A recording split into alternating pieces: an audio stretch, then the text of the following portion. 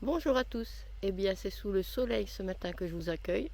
Une petite fraîcheur, c'est normal, c'est le matin au mois d'octobre, et ben, il fait pas bien chaud. On a quand même dormi correctement, un petit peu frais sur le matin, mais on va y remédier, on a oublié une couverture polaire. On va essayer d'en trouver une dans la journée. Et regardez comment on est installé. Le lit est déjà rangé. Donc Kat a mis aussi sa petite capuche, comme moi. Le café est en train de se faire. Voilà, c'est un petit peu... il y a la nourriture pour une semaine. Il n'y en aura pas assez, mais plus les petits restos qu'on va se faire, on va être bien. Néo a bien dormi. T'as bien dormi, Néo? Hein? T'es content ici? Ouais? Ah ben voilà, il vient vers moi, il est content. Eh bien, on a repris la route et là, on est à Frexo des... Vous allez vous le lire vous-même. Nous sommes à la belle vue de Frexo de Espacinta. Je me suis trop avancée.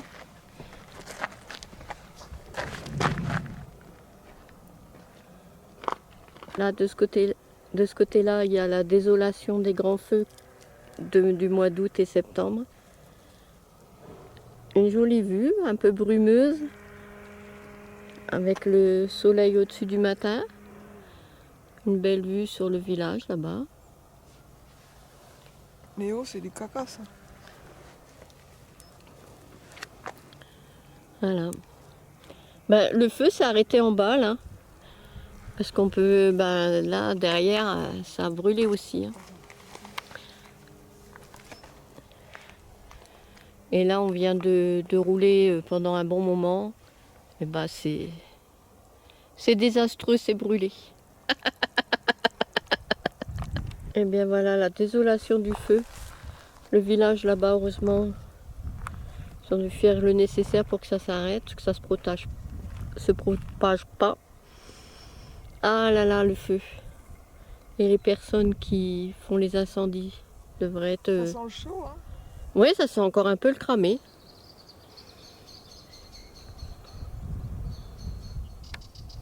Sur la route du Douro, on a quitté la ville à l'aube. Un café chaud, la carte froissée, le vin ronronne. La route se courbe vers les collines du Douro doré. Nouvel arrêt pour une vue magnifique.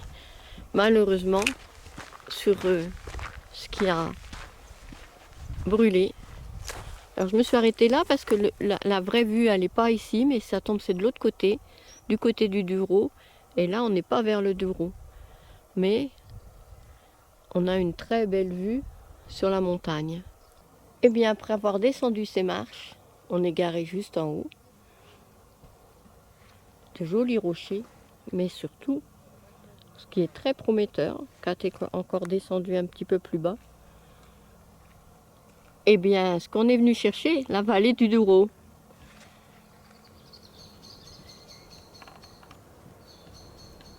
Et encore un barrage sur la vallée du Douro. Qu'est-ce que c'est beau.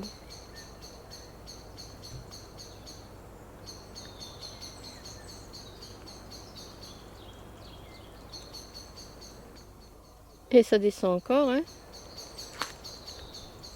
Quand tu es déjà redescendu. Et ça descend encore quand tu es déjà en bas. On l'aperçoit.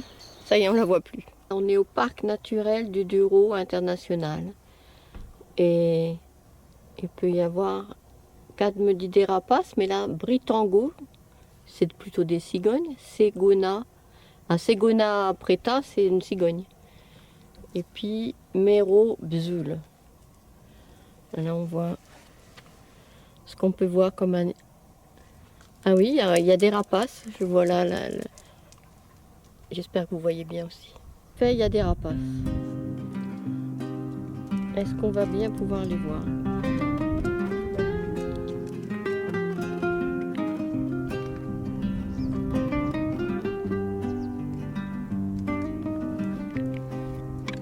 Sur la falaise chaude du matin, le Douro glisse, ancien chemin. Au-dessus des pierres et du silence, une aile s'ouvre pleine d'élégance. Les rapaces rapaces qui lisent volent, le vent, mais sans aussi bruit, sans une peur, librement. vallée du Douro. Ils gardent la vallée le jour, à Penedo du Douro. Les aigles tournent lents et fiers, cercle de feu Voilà, dans c'est pour l'air ça qu'on est clair. venu ici, Ils écrivent le ciel en spirale pour douce, cette comme un magnifique temps ancien qui nous vallée du pousse. Douro, et Plus c'est que haut le début. encore, ils se répondent, leurs ombres glissent, se confondent. La vallée respire à leur détour, sous leurs ailes tout devient plus sûr. Quand la vie peint l'or du ciel, leurs ombres dansent, éternel et le fleuve Le rapace qui nous vole autour, chante avec eux, au-dessus. à peine J'essaye de les filmer, c'est pas évident.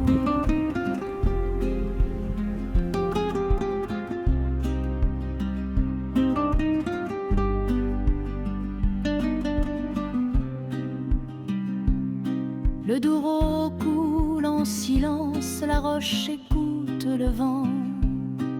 Au-dessus, l'aigle danse lentement, librement. Il tournit, les cris le ciel, cercle d'or au jour qui dure. Sous ses ailes, la vallée veille. Il tourne autour de nous. À Penedo, Ah, j'espère que c'est aussi joli que ce que je vois moi. sur la falaise chaude du matin, le Douro glisse, ancien chemin. Au-dessus des pierres et du silence, une aile s'ouvre pleine d'élégance. Les rapaces lisent le vent, sans bruit, sans peur, librement. Ils gardent la vallée le jour, à Penedo du Douro. Les aigles tournent lents et fiers, cercle de feu dans l'air clair. Ils écrivent le ciel en spirale douce, comme un temps. Alors tout à l'heure on était là, comme vous avez vu avec la vue magnifique.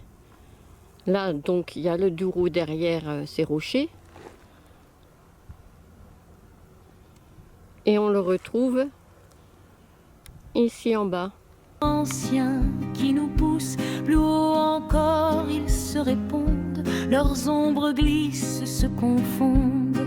La vallée respire à leur détour, sous leurs ailes tout devient plus sûr. Quand la vie peint l'or du ciel, leurs ombres dansent, éternel et le fleuve lent et sûr chante avec eux, à Penedo du Douro. Mais je me suis déplacée et encore une vue différente, déjà de ces magnifiques rochers. Le Douro coule en silence, la roche écoute le vent. Au-dessus, l'aigle danse lentement, librement. Il tournit, les cris le ciel, cercle d'or au jour qui dure. Sous ses ailes, la vallée veille. À Penedo du Douro.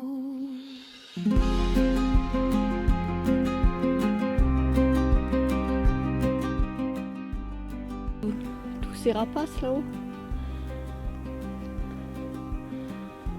Ils sont des centaines, non? Hein? Ils sont une centaine? 50 c'est sûr, hein? Ouais. Ils vivent dans les rochers. Je sais pas où ils vivent, mais là ils sont là-haut. Hein. Eh bien, j'ai quelques explications en portugais avec les beaux symboles. On est donc à Penedo du Douro. C'est un parc naturel de Penedo du Douro, une des merveilles touristiques du Douro, situé entre Poares e Cedo do Conselho et Freixo de Espada, à Sinta, on est passé tout à l'heure. Nous sommes à une altitude de 720 mètres. Bon, et je peux malheureusement pas vous en traduire plus. Il y a beaucoup d'oliveraies, il y a du vin, des vignes. Ça oui, on les voit, les vignes, les vins. Et une faune en harmonie et préservée. On voit bien les vignes. Alors, on a vu aussi... Alors oui, là, je parle des vignes, il y a des oliviers et il y a aussi des amandiers. Qui est là, de beaux spécimens encore de vautours. Regardez ça. Il y a un petit peu de nuages qui arrivent. Ah, j'ai du mal.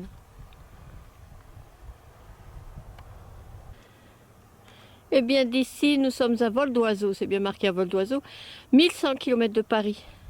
1270 de Londres. 1356 d'Allemagne. 2413 km d'Ukraine. Cabo Verde, 3101 km. Rio de Janeiro, 8000. La Chine, ah c'est moins loin, la Chine, 6570. L'Alaska, c'est pas mal loin aussi, hein, 7850. Canada, 3857. Hong Kong, c'est le plus loin, 10 720 km. Et New York, 5520 km. Et pour rester plus raisonnable, on est à 326 km de Lisbonne. Lisbonne qui se trouve par là. Je ne me lasse pas de cette vue. Encore d'un autre endroit, le Douro. Là, on est un peu plus loin des rapaces qui sont par là.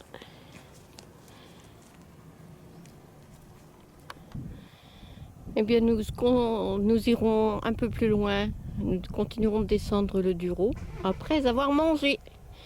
Parce qu'il est 11h35 et c'est tellement beau qu'on va rester pour manger ici. Il y a une table là-bas qui nous tend les bras avec une vue magnifique. Et Kat est allée mettre le véhicule un peu plus à l'ombre. Bon, j'ai sorti mon téléphone et je vais pouvoir vous expliquer ce qui a marqué sur cette pancarte. Penedo Durão, un lieu béni par la nature avec des vues panoramiques époustouflantes. C'est Penedo Durão, l'une des merveilles touristiques du Douro. Situé entre Poares et le siège municipal de Freixo d'Escada à Sinta, il s'élève à une hauteur de 727 mètres, d'où nous jouissons d'une vue étonnante sur le Douro, le barrage espagnol de Socel, l'embouchure de la rivière Ubra, province de Salamanque, et la population d'oliviers, de vignes et d'amandiers qui renforce un environnement absolument naturel. La faune et flore vivent en harmonie et préservent l'essence sauvage de ce lieu magnifique. Miradouro do Penedo Durão est un poème écrit par des rochers intéternels qui embrassent les vols d'espèces amoureuses d'un paysage qui nous fait rêver. Laissez-vous emporter par le vent, laissez vos pensées couler, embrassez la sérénité et bienvenue à Mirante do Penedo Durão. Et bien là, on est bien pour manger. Bon, comme d'hab, il veut que moi, il veut pas regarder le reste. Donc je vais tourner. Ah ben j'ai 2 fourchettes. Voilà. On a cette vue là, derrière la barrière, pour pas qu'on tombe. Hein. Et voilà. Installé là. Et vous pouvez Néo, il est redescendu. Il a peur qu'on ne le ramène pas. Il retourne toujours dans la voiture. Et voilà, il y a mon assiette qui m'attend. Et derrière moi, il y a des motards. Là-bas, il y a un groupe de motards qui sont venus. Ils mangent aussi, ils regardent la vue. Ils n'ont pas bougé de là. Ils ne sont pas descendus pour voir plus. Ah, et on aperçoit encore les rapaces. Eh bien, bon appétit. Bon appétit.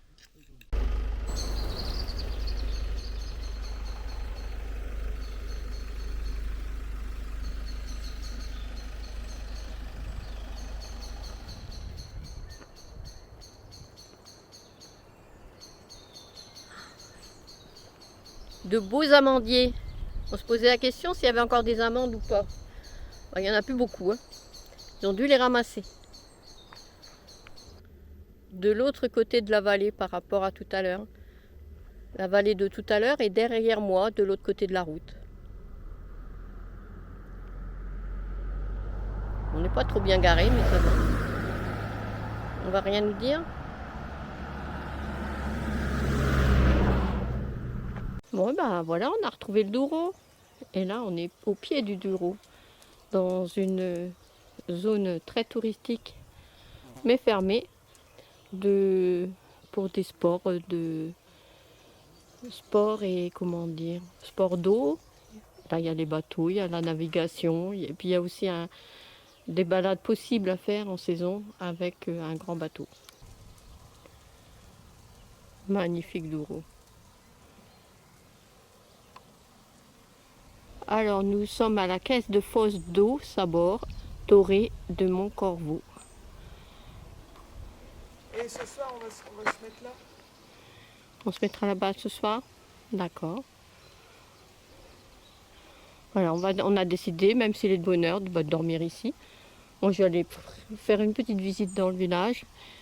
On est à un embranchement où il y a le Douro de ce côté-là et une autre rivière de l'autre côté. Je vais vous chercher son nom. Alors là-bas au fond, c'est le Rio Sabor, on ne le voit pas. Je le filmerai tout à l'heure un peu mieux. C'est le Rio Sabor qui se jette, là on le voit bien, il se jette dans le Douro, à cet endroit-là, et qui est magnifique. Et puis avec une belle plage, et je pense que les gens se baignent l'été. Voilà, c'est magnifique ici. Et on a trouvé quelques petites clémentines, on va les goûter, voir si c'est mangeable ou pas, si c'est assez mûr ou pas. On vous dit ça après. Je me suis régalée avec la petite clémentine. Maintenant, on en épluche une autre, disons qu'à en épluche une autre. J'ai l'impression que c'est plus une orange, alors je ne sais pas ce que ça va donner. Comme la clémentine, c'est plein de pépins, comme vous pouvez voir. Mais c'est une orange et c'est donc plus sucré. Est-ce qu'on voit bien la statue? Alors de ce côté-là, c'est pas du tout le Douro, c'est le Sabor. Le Sabor, il est bien large. Le Sabor qui se jette dans le Douro, mais c'est de l'autre côté. Alors ça, c'est le Sabor qui se jette un petit peu plus loin par là. Dans le Douro. On va aller voir plus loin. Mais il est marrant ce petit bateau. Nous sommes garés de l'autre côté là-bas. Je vais vous montrer 4 et derrière notre, voilà, je vous montre. Notre Jumpy. Le petit Little est là.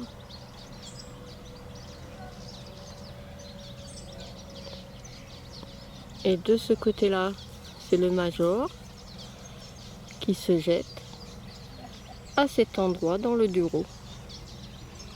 Et il y a quelques baigneurs.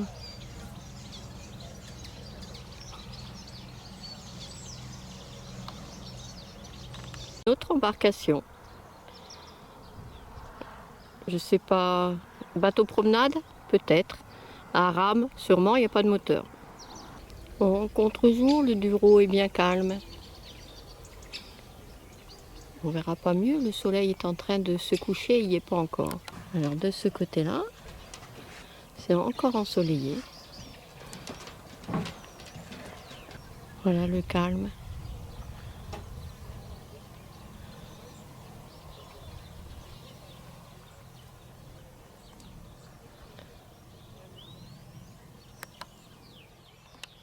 On a juste changé d'endroit parce que tout à l'heure on n'était pas plat. On était bien mais on n'était pas plat. Et là, on est bien installé. On n'est pas beaucoup plus loin, on est simplement de l'autre côté de la plage.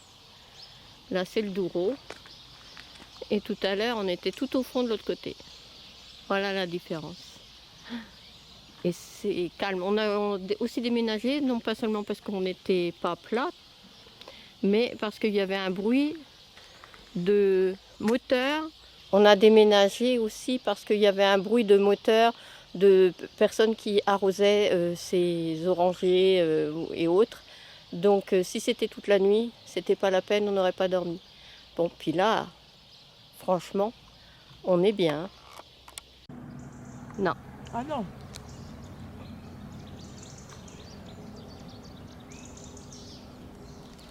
Alors qu'est-ce que c'est comme oiseau qui émigre? On ne voit pas et puis on les entend pas. Hier, il y avait plein de canards. Ça migre pas les canards.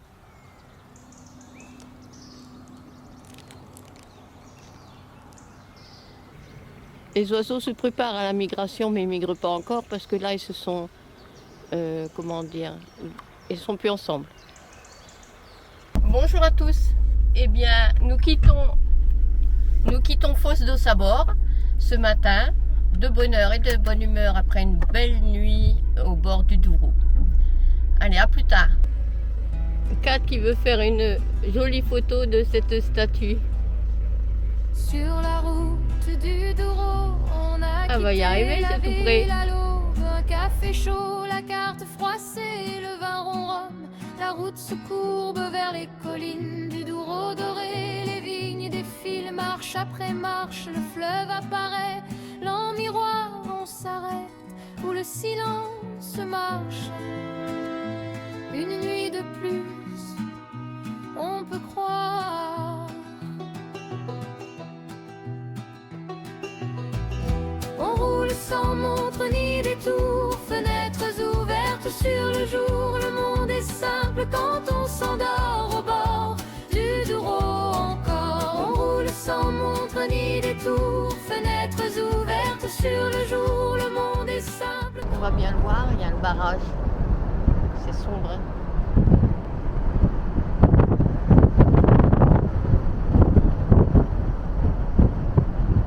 Le bateau doit pouvoir. Ah oui, il y a. Ah, je sais pas si on va avoir vu. Il y a une écluse. Ah d'accord. On se demandait comment on faisait les bateaux. Il y a une écluse.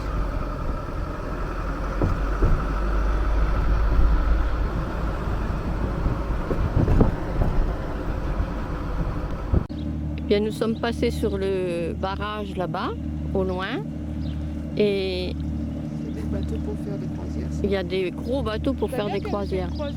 Oh, pas ici, pas au Douro, au pays du Nord. Et c'est là-bas qu'ils passent. Ah, voilà. On voit un bout du bateau là, et c'est l'écluse, elle est là-bas. On se demandait comment on faisait passer comment pouvaient avancer les bateaux, bah voilà, écluse par écluse, tout bêtement. C'est des grandes écluses là. Hein. Et je préférerais me promener dans ce petit bateau là que dans le grand qu'on entend. On roule sans montre ni détour, fenêtres ouvertes sur le jour. Le monde est simple quand on s'endort au bord du Douro encore. Et là où on s'est garé, bon, on aurait pu dormir. Il y a un camping-car qui a dormi là. Pas les jolies vignes de ce côté-là. Du Douro encore. Il y a la brume, mais il y a un rayon de soleil qui arrive. Et là, on a trouvé ça trop joli. Je rapproche un peu. Toutes ces vignes en espalier. Depuis tout à l'heure, on se promène dans les vignes, dans ces vignes-là. Notre route serpente, tout ça. La brume dans le fond, les vignes qui commencent à rougir. C'est très joli. Et là, c'est Quinta das Tres Rosas. Et excusez-moi mon accent très français-espagnol. Non, portugais.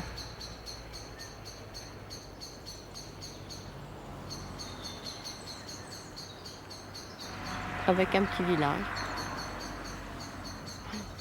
C'est magnifique et c'est toute notre route, c'est la nationale 222 jusqu'à Pinao. Et bah, c'est ça, des vallons, et des vignes et des vignes et des vignes, avec un petit peu aussi mais là il n'y en a pas, d'oliviers.